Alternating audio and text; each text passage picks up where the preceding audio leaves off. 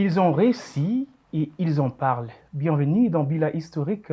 Dans ce nouveau numéro, on reçoit une invitée spéciale qui porte dans sa poche un baccalauréat au diplôme en génie civil. On est à Montréal, au Canada. Il s'appelle Monsieur Ilunga Boatia. Il fait ses débuts à la Régie des installations olympiques à Montréal en 1999 en qualité d'ingénieur junior. 3 ans plus tard, on les retrouve à la conception des projets et bâtiments industriels et commerciaux comme ingénieur des projets, structures et bâtiments au sein de la firme du génie Saya Delorier Cadoff à Montréal toujours. On l'aperçoit chez Dessau Soprin où il fait ensuite son passage. Il assumera entre autres les charges, les conceptions, analyses, modélisation, relevés sur terrain. Il va participer aussi au développement, à l'amélioration des structures de la télécommunication. En 2005, il créa la firme du génie conseil Trigenex, bien sûr, en association avec 3 partenaires québécois. Et en cette entreprise, il a à peine 6 ans seulement à ce début. Aujourd'hui, il a plus de 40 employés dans cette entreprise. En 2017, il remporte les prix étant qu'entrepreneur francophone, une organisation qui a été organisée bien sûr par OPCC, Organisation des professionnels congolais au Canada, qui avait pour but de célébrer les mérites de jeunes qui, par leur génie entrepreneurial, apportent une contribution à la communauté francophone. Et bien sûr, il est aujourd'hui le directeur général de CANAF, une institution privée qui signifie Canada, Afrique. Il s'appelle Monsieur Ilunga Boatia. Monsieur l'entrepreneur, bonjour. Bonjour, cher Michel. Qu'est-ce que Bonjour. vous aviez ajouté de vous-même par rapport à ce qu'on vient de dire? Bon, vous avez pas mal couvert mon cursus professionnel. 99, effectivement, début à la RIO, qui est la Régie des installations olympiques de Montréal. Ensuite, ingénieur de projet dans la firme non, c'est dans la firme Dessau. D'abord Dessau Soprin. Dessau. Soprin. Et ensuite, Saya Delorier Cadenov. Ok. Et sur base de quoi nous sommes lancés dans le génie privé. On a fait le génie conseil et on a rejoint des amis à moi, québécois. Et on a fondé la compagnie Trigenex. Trigenex qui se spécialise, qui est le génie conseil, dans la conception de gros bâtiments, de structures, spécialisées dans les transports d'énergie, dans les pylônes, tours, télécommunications. Et nous avons commencé, comme vous l'avez dit, à 6. Okay.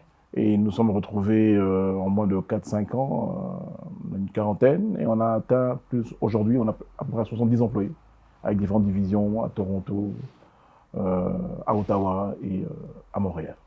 Merci beaucoup. Étant donné que c'est une émission historique, on va parler de l'entrepreneuriat, bien sûr, mais on aimerait d'abord connaître l'entrepreneuriat. C'est quoi l'entrepreneuriat? L'entrepreneuriat, à mon sens, à moi, est le résultat, le fruit d'une initiative privée. C'est l'art de prendre des choses en main au niveau personnel, de reconnaître un talent qu'on se connaît ou que des autres nous reconnaissent et le porter à un niveau d'utilisation profitable à la communauté et à soi-même. Effectivement, on parlait de l'entrepreneuriat comme étant un fruit des efforts personnels. Et qui peut-on appeler un entrepreneur? Parce qu'aujourd'hui, on peut voir quelqu'un qui ouvre ses digables au coin et qui exerce ses petites activités commerciales. Du coup, il s'appelle un entrepreneur. Vous étant qu'entrepreneur, on aimerait bien savoir qui peut-on réellement appeler un entrepreneur? Un entrepreneur, c'est quelqu'un qui ose entreprendre. Ça veut dire qu'il sort des sentiers battus, qui ose être un créateur de valeur ajoutée. Qui ose, par son action, il va certainement créer de la richesse, de l'emploi, une activité commerciale dont il est le moteur au départ et qui, bien sûr, si le travail et les efforts sont au rendez-vous, va créer quelque chose de plus grand. Donc l'entrepreneur, c'est quelqu'un qui n'est pas employé, qui ne travaille pas pour quelqu'un, mais qui décide de créer, d'ajouter de la valeur à ses talents. Effectivement, on parle là que ce n'est pas quelqu'un qui est employé. Aujourd'hui, surtout dans notre pays, à Kinshasa ici, on voit des personnes qui sont des salariés d'ailleurs, des fonctionnaires de l'État. Et quand ils gagnent un petit rien, il ouvre ses activités commerciales. Il se dit, je suis entrepreneur, alors qu'au préalable, il est d'abord fonctionnaire de l'État. Et après avoir peut-être gagné l'argent, il ouvre ses activités et après, il s'appelle un entrepreneur. Est-ce que cette personne, on peut également l'appeler un entrepreneur? Dans la mesure où cette personne prend son talent, Ok. comme je l'ai dit tout à l'heure, le talent qu'on lui reconnaît, tant intellectuel que physique, et qu'il en fait quelque chose de plus grand, quelque chose de profitable pour la communauté, et quelque chose qui est lucratif. Je crois qu'être fonctionnaire de l'État n'empêche pas nécessairement d'avoir un côté entrepreneur assez prononcé ou développé. Eh bien, je crois qu'à la longue, un des deux côtés va le remporter. Donc, un fonctionnaire peut demeurer fonctionnaire bien longtemps, ce qui n'est pas une mauvaise chose du tout. Et s'il a développé un côté entrepreneur, je ne serais pas surpris qu'avec le succès de son côté entrepreneur, il puisse lâcher le côté fonctionnaire et se consacrer entièrement à son entreprise. Est-ce que ça a commencé aujourd'hui, l'entrepreneuriat? Parce qu'à l'époque, on en a connu des Bemba Saolona, par exemple, qui, lui, n'était pas au préalable un fonctionnaire de l'État, encore moins dans une institution de l'État, mais qui entreprenait. Et aujourd'hui, c'est encore un autre développement, parce que la technologie évolue.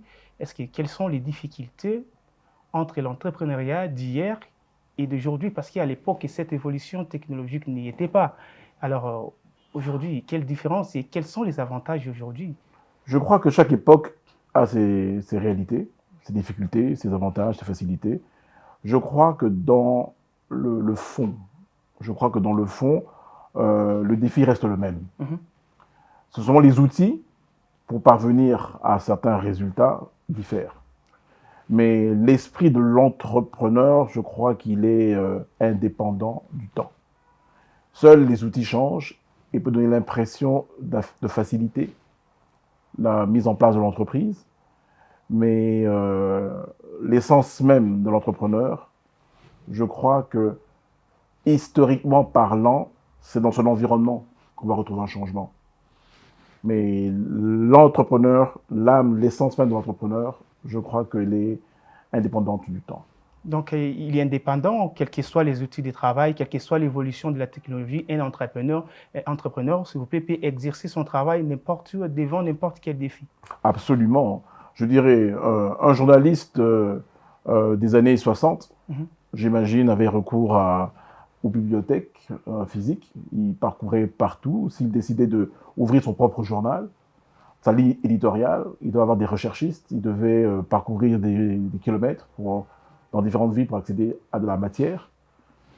Et aujourd'hui, ce même journaliste qui veut devenir entrepreneur, qui veut lancer son entreprise de presse, eh ben lui, il va peut-être recourir à Internet. Mais le défi reste le même.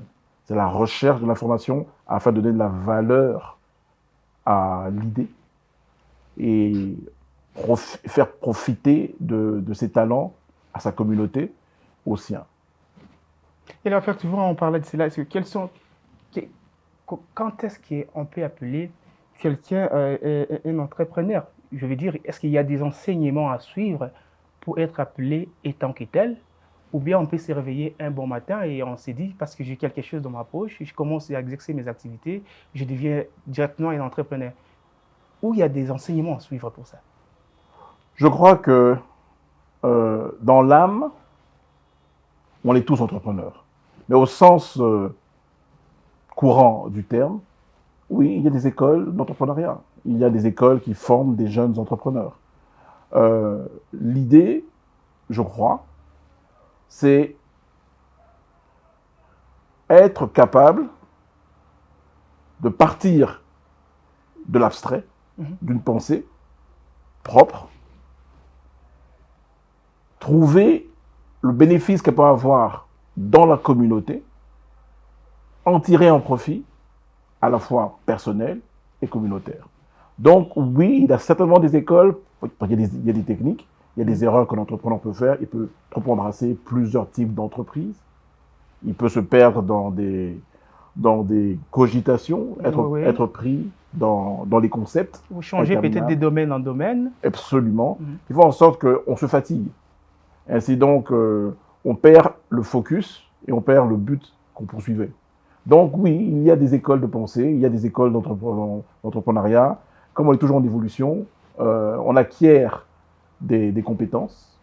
Il y a certaines compétences qui sont innées, mais je suis de ceux qui croient que la formation continue est quelque chose d'indissociable à l'entrepreneur qui se perfectionne dans son art. Il est dans un domaine précis, l'entrepreneuriat, ou bien on peut l'exercer dans tous les domaines? Parce que dans notre pays, il y a, je parle de Kinshasa, la RDC, il y a des gens qui se sont focalisés dans ces domaines et qui se sont donnés, ils se disent que non, ils sont entrepreneuriaux, c'est-à-dire que tout le monde tourne autour d'une même table et ils se disent entrepreneurs. Est-ce qu'il y a des domaines précis pour devenir entrepreneuriat ou bien on peut l'exercer dans n'importe quel domaine? Je crois qu'il n'y a pas de domaine précis. Je crois que comme si je m'en tiens à ma définition, je dirais un musicien comme Yuka Longo, à mon sens à moi, est un entrepreneur. Il a su créer tout un univers autour de lui. Je crois que des jeunes, des grands stylistes congolais sont des entrepreneurs. Et je crois aussi qu'un homme comme vous avez cité Ben Barcelona en est un. Et un médecin qui ouvre un cabinet privé est un entrepreneur. Effectivement. Donc, le domaine précis propre à l'entrepreneuriat, je crois que ça n'a de sens que ce qu'on en fait. Comme je l'ai dit, il ne faut jamais perdre de vue le bénéfice propre et le bénéfice communautaire qui, lui, est prioritaire. Un entrepreneur, c'est quelqu'un qui génère de la valeur ajoutée à tout ce qu'il touche. Oui, je reviens encore à la question récente. Généralement, on dit ici qu'on doit être passionné, ou bien l'entrepreneuriat, on doit être inné de quelque chose. Est-ce qu'il y a des personnes qui sont innées, appelées à faire l'entrepreneuriat? Oui, définitivement. Il y a des personnes qui ne se voient pas travailler pour quelqu'un d'autre. Depuis qu'ils sont enfants, depuis qu'ils sont adolescents, ils ne voient pas comment ils vont travailler pour quelqu'un. Ils vont peut-être faire 1 ou 2 stages, mais rapidement, ils n'aiment pas ça. Ils ont de fortes chances et à réussir plutôt que la personne qui l'a appris, ou bien... C'est très possible, absolument. Vous savez, il y a une dose énorme de travail. Il y a aussi une dose énorme de chance, d'acquaintance, de coïncidence. Mais je crois que... Je pose cette question parce qu'ici, on dit toujours que je ne suis pas inné de telles choses. Je ne peux pas entreprendre parce que je ne suis pas inné de faire ça. Je crois que je dois en laisser à des personnes qui sont appelées à faire l'entrepreneuriat. C'est sûr que si on n'a pas étudié en médecine et qu'on se lance à ouvrir un bureau, pas un bureau, mais une clinique médicale privée. Parce qu'on est passionné, parce que c'est ce qu'on voulait au départ, c'est difficile. Hein? Rapidement, on peut peut-être pas être le médecin de cette clinique-là. On peut être le patron de la clinique qui embauche des médecins. Et donc, il devient entrepreneur par ce fait-là.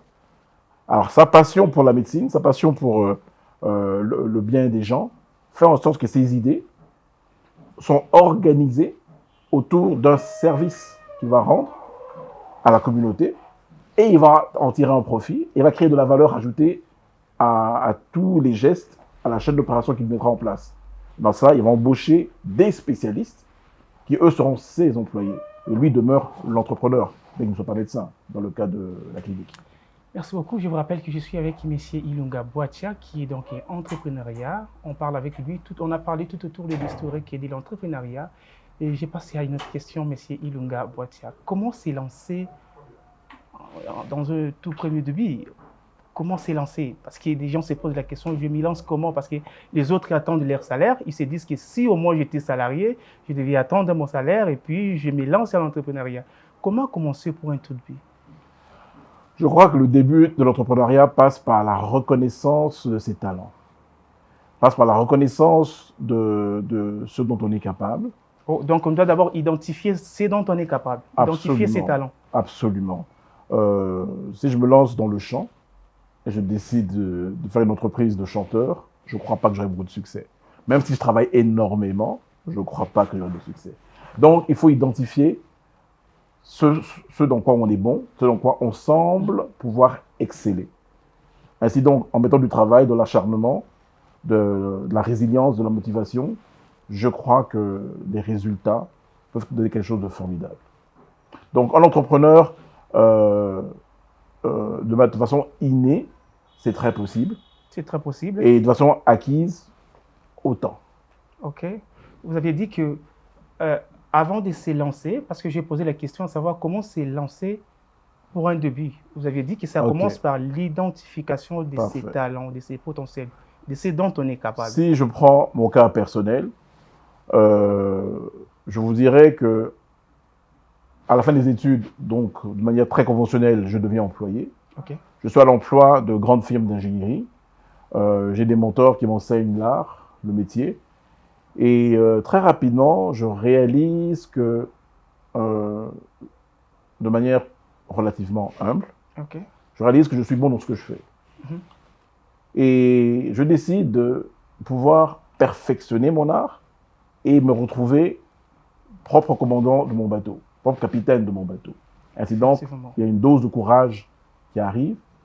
On ose, on identifie son environnement, qui dans le cas du Canada, c'est un environnement assez, dans le début des années 2000, c'était un milieu très homogène, blanc. Okay. Donc se lancer là-dedans, c'est quelque chose qui prend du courage, un certain réalisme, et je vous dirais une dose de coup de gueule, là. J'y vais. Et donc, se lancer dans l'entrepreneuriat demande, selon moi, une dose de courage, une volonté d'y aller. En Irlande, on dirait il n'y a pas d'excuse à trouver, à dire que chez nous ici, il n'y a pas moyen, je ne suis pas inné dans ça, donc ça demande le courage. Comme je vous l'ai dit, c'est lié à l'environnement. L'environnement doit être courbé à notre volonté. L'environnement est indépendamment de nous. Ce sont des éléments que nous trouvons, à nous d'infléchir cet environnement à notre volonté, à notre idée, à notre vision. Un entrepreneur, par essence, est visionnaire. Il se projette dans le temps. On est dans le bilan historique. Un entrepreneur est un acteur de l'histoire. Donc, nécessairement, son action s'inscrit dans la durée, dans la résilience. Au fil des changements de l'environnement, la volonté et l'essence même de l'entrepreneur demeurent. Donc, merci beaucoup. Vous êtes nombreux à suivre et à avoir des idées, à devenir peut-être assez lancé à l'entrepreneuriat. Et vous êtes face à un professionnel, un spécialiste qui est déjà dans le domaine et suivez des conseils pour peut-être pouvoir être orienté pour avant de se lancer dans ces domaines. Monsieur Yungabot, j'ai encore une question. Quelles sont les difficultés qu'un entrepreneur peut se rencontrer tout au long de son parcours? Est-ce qu'il y a des difficultés et comment surmonter ces difficultés pour tenir bon? Les difficultés sont multiples, sont d'un ordre personnel, il y a des difficultés d'un ordre familial, d'un ordre financier. Est-ce que les gens croient en vous? Est-ce que les gens vous soutiennent? Est-ce que vous avez le support nécessaire? Sur tout ce que vous venez de dire, ici on a du mal vraiment. Donc, si les gens ne croient pas en vous, vous vous dites que je suis fauché, donc ils ne croient pas que je peux y arriver. Donc, autant mieux d'arrêter, je me lance à une autre chose. Absolument. Vous soulignez 2 ou 3 aspects. Donc, une confiance en soi. Vous soulignez des besoins financiers parce que l'entreprise demande de l'argent. Effectivement. Que ce soit petit au départ ou peu importe à quel moment. Le motif financier est un paramètre non négligeable. Donc, c'est un obstacle. La carence en finance en est un. La carence en support en est un autre. L'environnement inadéquat pour le type d'entreprise que nous montons est aussi une difficulté. Vendre des igloos au Congo serait une idée assez folle. Mais qui sait? Un entrepreneur pourrait trouver quelque chose. Donc, c'est ça les difficultés de l'entrepreneur, c'est que sa vision puisse prendre corps dans la durée. Vous connaissez aussi des faillites, vous remontez, vous descendez, vous remontez, vous descendez. Il y a d'autres personnes qui peuvent se démotiver par rapport à ça. Ils se disent que je me suis lancé 2, 3 fois, j'ai fait faillite, donc j'ai l'âge. Quel conseil peut-être pouvez-vous encourager ces personnes pour arriver à rester? Est-ce qu'on peut toujours espérer, malgré du fait qu'on tombe, on peut toujours espérer et on ait du succès? Tomber est une bonne chose. Selon moi, c'est la meilleure façon d'apprendre. Les échecs nous apprennent beaucoup plus que les victoires. Très Les important. victoires, les succès confortent notre ego, nous confortent dans notre action, mais dans les échecs, nous apprenons énormément, nous corrigeons, nous perfectionnons. Et quelqu'un qui a fait faillite, un entrepreneur qui a fait faillite, pour des raisons propres à l'entreprise qu'il menait, et non pas par malversation ou pour mauvaise éthique, cet entrepreneur-là, quand il va se relever, car il doit se relever, l'entrepreneur primaire est quelqu'un qui se relève. Mhm. Donc, oui, je crois que les échecs sont une bonne chose. Tant aussi longtemps qu'on a l'environnement propice à faire de cet échec-là une source d'apprentissage et de motivation afin de se projeter encore plus dans l'avenir, je crois que ce n'est pas une chose si terrible que cela. Vous avez parlé de l'éthique. L'éthique, il y a l'éthique professionnelle pour un entrepreneuriat. Il y a des... Ben oui, vous savez, on est dans un environnement. Peu importe le pays, peu importe le continent, l'entrepreneur évolue dans un environnement. Cet environnement a ses règles. Ainsi donc, que ce soit des règles fiscales, que ce soit des règles au niveau salarial, que ce soit des règles au niveau... Il y a des règles. Donc, l'éthique est liée à l'environnement dans lequel ton entreprise, tu l'instaures ou elle évolue.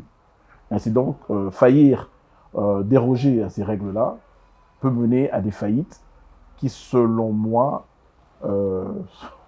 ne correspondent pas réellement à ce que on souhaite dans l'entrepreneur.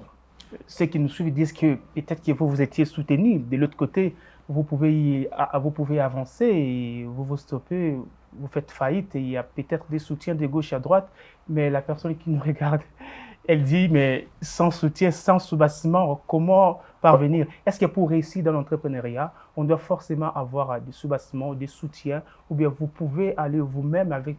La réponse est oui, il faut avoir un soutien. Le soutien n'est pas nécessairement financier. J'ai l'impression que dans votre question, oui, quand je parle des soutiens, je parle des soutiens financiers, okay, exactement. Parce que mais comme je l'ai dit tout à l'heure, le soutien n'est pas que financier. Le soutien financier est important. Oui. Vous savez, un projet bien monté, un projet bien élaboré, bien conçu au départ, il ne faut pas d'argent. Okay. C'est la matière de l'esprit. C'est la matière intellectuelle. Quand je dis ça, je ne fais pas référence au diplôme nécessairement. Donc, l'entrepreneur conçoit, il est visionnaire, et là, maintenant, il expose sa vision aux siens, qui doivent le soutenir. On a un premier niveau de soutien. S'il est marié, sa conjointe ou son conjoint, dans le cas d'une femme, si déjà à ce niveau-là, le soutien n'est pas présent, c'est un obstacle. Alors maintenant, une fois que tout cela est mis en place, qu'il y a un soutien de premier niveau, vient la question financière. Effectivement. La start-up, se lancer, différents milieux, différents contextes offrent différents modes de financement. Et c'est là où l'entrepreneur, dans sa vision, doit être imaginatif, innovateur. Vous avez dit que toute personne peut se lancer à l'entrepreneuriat, pas forcément des personnes qui ont des diplômes. Absolument, j'en suis convaincu. Oui, parce qu'ici, nombreux disent que moi, je ne vais pas étudier, moi, je n'ai pas des diplômes universitaires, je n'ai pas fait des études supérieures. Comment faire l'entrepreneuriat? Est-ce que j'y arriverai? N'importe qui peut le faire. Hein? Totalement, totalement. Mais voyez-vous, il y a des domaines où on demande d'être spécialiste. Vous savez, je vous vois mal... Comme vous avez parlé de l'exemple de médecine, par exemple. Absolument. Vous ne voudriez pas monter dans un ascenseur qui n'a pas été vérifié, conçu par des gens qualifiés. Effectivement. C'est très dangereux. Même s'il avait envie d'en construire un, il faut qu'il y ait des prérequis au niveau scolastique, au niveau universitaire, des acquis qu'on doit démontrer afin que la société vous reconnaisse le droit de diriger une telle structure. Maintenant, si vous voulez devenir spécialiste dans les ascenseurs et que vous êtes ingénieur mécanique, alors là, effectivement, vos diplômes servent de soubassement à votre vision. C'est pareil avec l'entrepreneuriat aussi. Totalement. Ainsi donc, l'entrepreneur, comme je vous l'ai dit, toute chose peut être entreprise.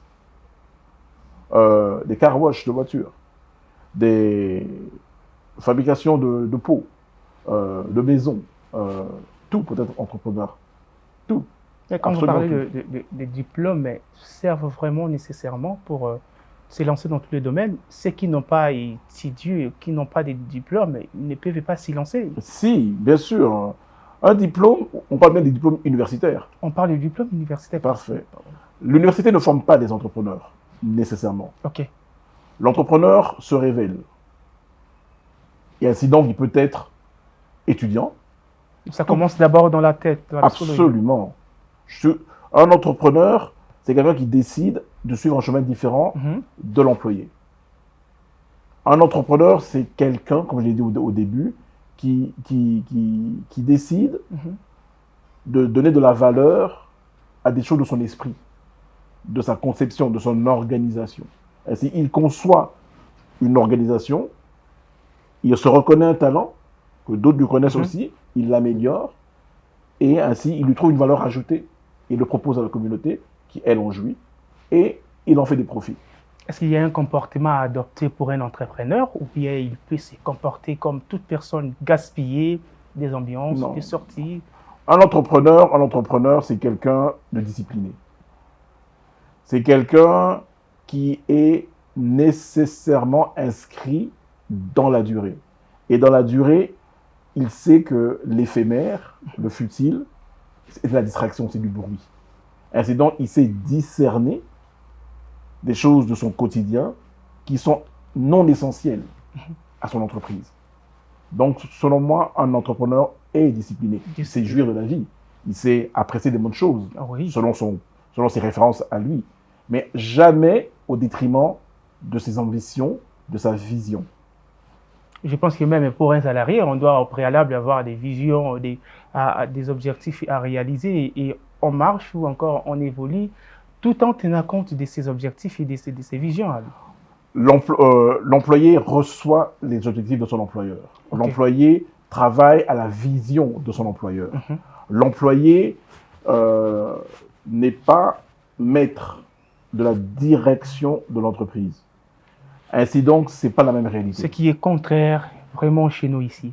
C'est-à-dire que lorsque je suis le directeur, par exemple, général d'une entreprise quelconque, j'ai forcément toutes les compétences qui font en sorte que mon entreprise soit évoluée, même s'il y a des employeurs qui sont dans mon entreprise, qui sont qualifiés dans ce qu'ils font. Moi, je me mets toujours dessus, je me vois comme si c'est seulement moi qui ai toutes les compétences pour faire épanouir mon entreprise. Je doute fortement qu'il existe une entreprise privée qui est le fruit d'un entrepreneur qui reconnaît que seule sa voix est la voix. Okay. Ce n'est pas l'entrepreneur qui a du succès. Un entrepreneur qui se substitue à tous ses employés et qui projette ou qui impose de manière cavalière, singulière, une direction, le succès peut être mitigé. C'est mon point de vue, c'est ma forte conviction. Un entrepreneur peut être un leader, entrepreneur, est-ce qu'il y a un entrepreneur peut forcément être un leader ou bien... Vous voyez, un leader, c'est quelqu'un qui porte une équipe et qui montre une direction. Okay. Le leader, c'est celui qui soutient, c'est celui qui fait du feedback. Okay. Le leader peut être un employé. Ainsi donc, l'entrepreneur n'est pas nécessairement le leader de sa boîte. Il peut très bien avoir embauché une personne qui a des talents de leader, comme dans une équipe de foot. Le leader de l'équipe de foot, souvent le capitaine, n'est pas le propriétaire de l'équipe. Ce n'est pas lui qui crée la richesse, ce n'est pas lui qui crée les stratégies, ce n'est pas l'entraîneur, mais c'est le leader. Ainsi donc, si je ramène ça au côté purement mercantile, purement entrepreneuriat, quand un leader est entrepreneur, c'est génial. Mais le leader n'est pas nécessairement... pas nécessairement un entrepreneur. Non, je ne vois pas de lien direct. Ok. Peut-être que parce qu'il y a des comportements à adopter que peut avoir un leader, que peut-être un entrepreneur peut aussi en avoir, comme par exemple l'écoute, de son équipe, parce qu'ici, quand on est entrepreneur, surtout lorsqu'on arrive à un niveau où on a des employeurs, voilà, Vous savez, les employés, on ne veut plus y écouter. Est-ce qu'on doit forcément rester focus à sa vision par rapport à ça, vous restez non. décisif, pas Le d'écoute? chef d'entreprise, s'il est arrivé là où il est arrivé, Mhm. c'est qu'il sait que sa force provient de De ses son gens. équipe, effectivement. Ainsi donc, il sait qu'il n'est pas arrivé seul. Un bon entrepreneur qui a du succès dans son entreprise Oui. accorde de la valeur à ses gens, à ses employés. Ainsi donc, il aura développé par conséquence un style qui peut-être peut ne pas plaire dans certains environnements. Des grands entrepreneurs qu'on va prendre du côté tant congolais qu'à l'international, il y a des gens qu'on peut dire, mais Azane Fumutu, mais pourtant, En tout cas. il gère son entreprise. Je crois que n'importe quel entrepreneur qui a du succès dans ce qu'il fait est une personne à écouter, est un modèle à analyser. Et ce sont des sources d'édification, je le crois. Quelles sont des clés, quelques clés qu'un entrepreneur qui veut s'élancer dans le domaine peut avoir pour espérer un succès? L'observation. L'observation de qui? De son environnement. De son environnement et ce qui en fait, c'est que... L'écoute. Et surtout, il doit demeurer résilient. Okay. Il ne doit pas perdre de vue là où il va. N'oubliez pas, je le redis, l'entrepreneur est un visionnaire. Donc, nécessairement, sa vision peut changer de forme. Okay. Elle peut changer de forme essentiellement, mais elle reste. Le chemin qu'il pensait prendre n'est peut-être pas celui qu'il aura pris, mais il continue vers l'avant et il s'adapte. Donc, un entrepreneur, c'est quelqu'un qui nécessairement sait s'adapter. Vous avez remarqué que souvent je parle d'environnement. L'environnement est changeant. On est dans bilan historique. Bilan historique. Nécessairement, un entrepreneur, dans sa durée, s'imprègne de son environnement changeant et adapte ces différentes techniques d'entrepreneur. Il peut y avoir d'autres personnes qui sont en train de tout s'ouvrir en ces moments, qui veulent se décider de se lancer dans le domaine, mais peut-être qu'ils sont des fonctionnaires, ils ont des salaires, mais ils veulent lâcher le travail pour se lancer dans l'entrepreneuriat parce qu'ils viennent de nous écouter en train de parler avec un spécialiste.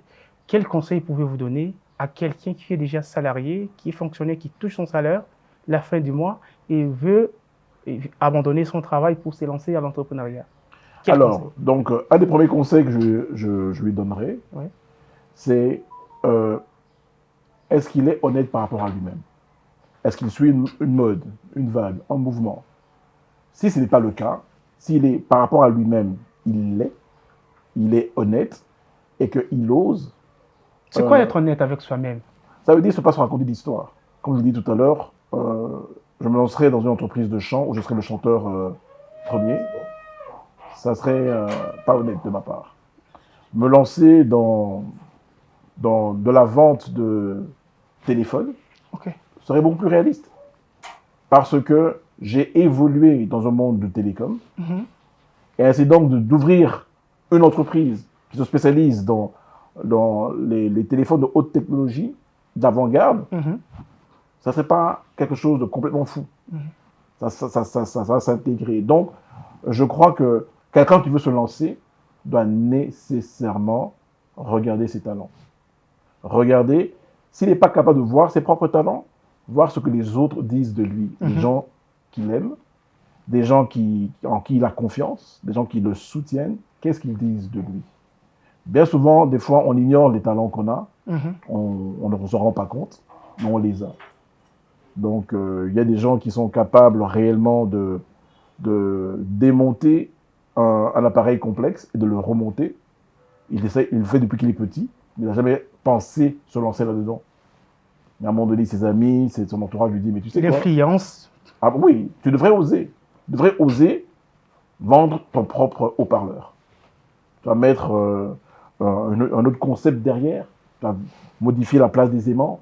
Tu vas modifier quelques éléments clés qui font en sorte que, waouh, sa confiance en lui monte car il est soutenu, pas nécessairement financièrement, Pas- dans un début, mais il se lance. Donc l'entrepreneur, c'est quelqu'un qui reconnaît ce qu'il est et qui ose. On avance à la fin de cet entretien avec M. Ilunga Boatia. On parle bien évidemment de l'entrepreneuriat. Avant de se lancer, soyez d'abord sûr que vous aviez pu identifier vos propres talents, parce que ça dépend. Vous identifiez vos talents, de quoi est-ce que vous êtes capable avant de se lancer dans l'entrepreneuriat. C'est très important et avec lui, on a défini aussi l'entrepreneuriat. On a défini que peut-on appeler un entrepreneur, pas forcément quelqu'un qui exerce des activités commerciales, mais quelqu'un qui a d'abord une psychologie, un mindset entrepreneurial, c'est lui qui pense au préalable, être sûr de ce qu'il fait. Monsieur Ilunga Boatia, qu'est-ce que vous avez encore à ajouter ou à donner comme conseil par rapport à ce sujet? Parce qu'ils sont nombreux qui veulent se lancer dans l'entrepreneuriat, surtout dans le monde actuel. Tout le monde veut être entrepreneur, mais peu sont ceux qui écoutent des conseils de ceux qui ont commencé. Peu sont ceux qui écoutent des conseils. Si ceux-là n'écoutent pas des conseils, je leur conseillerais de ne pas être entrepreneur. Car l'entrepreneur se situe dans un environnement. Cet environnement-là lui parle. Et il doit l'écouter. S'il ne l'écoute pas, ça sera compliqué. Les grands entrepreneurs, les grandes figures qu'on cite, tant en Afrique qu'en Europe qu'en Amérique, ces grandes figures-là sont des personnes qui sont inscrites dans leur temps. Que ce soit Elon Musk, que ce soit Bill Gates, que ce soit Bemba Salona, que ce soit Lydia. Ce sont des personnes qui n'ont pas nécessairement étudié, et quand on prend le cas de nos grands entrepreneurs, comme j'ai cité Lydia, qui est une figure marquante et très inspirante de l'esprit entrepreneurial. N'oubliez pas que tous nos parents qui sont nés avant 50 ont connu la colonisation. Donc l'esprit entrepreneurial au sens commun était cassé. Donc ils se sont créés, ils se sont projetés. Et la difficulté réelle qu'ils ont surmontée a fait d'eux, pour beaucoup d'entre eux, des entrepreneurs. On a beaucoup de gens qui sont fonctionnaires, mais nos entrepreneurs existent et sont très inspirants. Effectivement, merci beaucoup. On arrive presque à la fin de cet entretien avec l'entrepreneur Ilunga Boatia qui gère ses propres entreprises privées d'ailleurs et on espérait un jour avoir votre entreprise au Congo. Ah bah oui. Parce qu'ils ont besoin aussi des... Absolument. Absolument. Les initiatives privées de mon propre fait, mon propre flux, existent déjà. Déjà au Congo. Absolument. Donc, les succès relatifs connus en Amérique, au Canada et à l'international me rendent assez courageux pour m'intégrer dans l'environnement. Bien que vous parliez récemment ici que l'environnement ne compte pas vraiment, mais il y a des gens qui sont en fait complexés. Excusez-moi sur les termes, permettez-moi. Pourquoi je dis ça? Parce que les autres peuvent dire que vous avez eu du succès, vous aviez réussi parce que vous vous êtes lancé d'abord dans un environnement qui vous permettait, qui vous a dit Canada, parlons comme ça. Oui. Mais eux, ils ont des doutes, ils se disent qu'on est au Congo, donc tout est difficile. Non, voyez-vous, chaque environnement a ses particularités. À une époque historique où j'ai gradué, les jeunes hommes que nous étions, on n'avait pas beaucoup de place pour faire reconnaître nos diplômes. L'environnement dans lequel nous évoluions ne nous permettait pas de devenir entrepreneurs. La difficulté était réelle. Ainsi donc, de dire que oui, c'était facile au Canada, c'est une mauvaise lecture de l'histoire. Ainsi donc, je ne dirais pas que c'est aussi dur, plus dur ou moins dur qu'au Congo. C'est un environnement différent. Alors, si ça aurait été facile ou aisé, ben, autant de Congolais de la diaspora qui sont au Canada seraient autant d'entrepreneurs. Mais ce n'est pas ça la réalité. Donc, chaque environnement vient avec ses particularités. Et l'entrepreneur qui veut éclore dans un environnement donné, un entrepreneur qui s'intègre, qui maîtrise, qui infléchit son environnement afin de l'imprégner de sa vision. Donc, c'est ça que je crois qu'un entrepreneur d'ici doit avoir, qu'il soit une jeune dame ou un jeune monsieur. Ça prend ce courage, ce désir de marquer, de griffer l'histoire, de griffer sa période. Vous aviez parlé de la discipline. J'aimerais qu'on insiste là-dessus. Un entrepreneur doit nécessairement avoir la discipline. Absolument. Un entrepreneur doit être discipliné. Discipliné tant au niveau de sa qualité de vie, son hygiène de vie, dans ses choix, dans sa santé. Un entrepreneur, n'oubliez pas, je le redis, s'inscrit dans la durée. Afin de durer, on doit prendre soin de soi. Ainsi donc, se voir soi-même comme une entreprise, selon moi, est un début. Ainsi donc, une entreprise a différentes divisions, différents postes. Donc, il y a ma tête, il y a mes yeux, il y a mes bras, il y a mes pieds.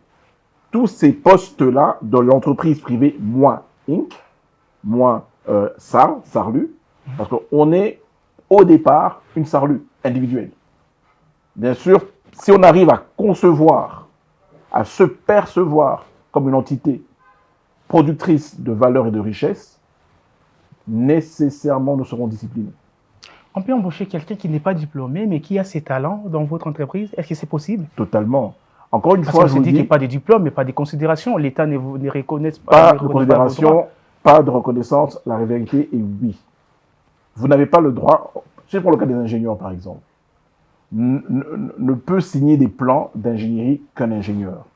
Ne peut apposer un sceau, une signature sur un gratte-ciel, sur un viaduc, sur une route, sur une tranchée, sur un groupe électrique qu'un ingénieur.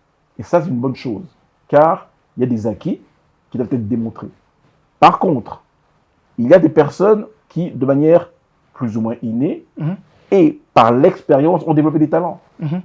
Si ces personnes-là n'ont pas pu ou ne sont pas aptes à finir un cursus académique, ils peuvent facilement se retrouver dans un milieu où les académiciens, les diplômés qui sont, eux, font partie de l'entreprise chapeautée par un entrepreneur, évoluer de manière formidable dans un tel environnement. J'ai aucun doute là-dessus. On reconnaît les talents de ceux qui n'ont pas de diplôme. Très important parce que ça fait partie du travail qui peut faire avancer une entreprise. On arrive vraiment à la fin de ces entretiens. Vous aviez un dernier mot à dire? Je vous remercie, M. Ramazani. C'était très agréable. Oui. Je ne m'y attendais pas. Ça fait plaisir et je vous souhaite un grand succès. Merci surtout à vous aussi de nous avoir ici, très important, bien que ce n'était pas préparé, mais vous avez dit oui, venez, et on a réalisé cet entretien. Merci beaucoup à vous. Le plaisir était pour moi. Voilà, on arrive à la fin, mesdames et messieurs, restez branchés sur Mandico Télévision, suivez Bilan Historique et on se retrouve au prochain numéro de cette émission. Ciao.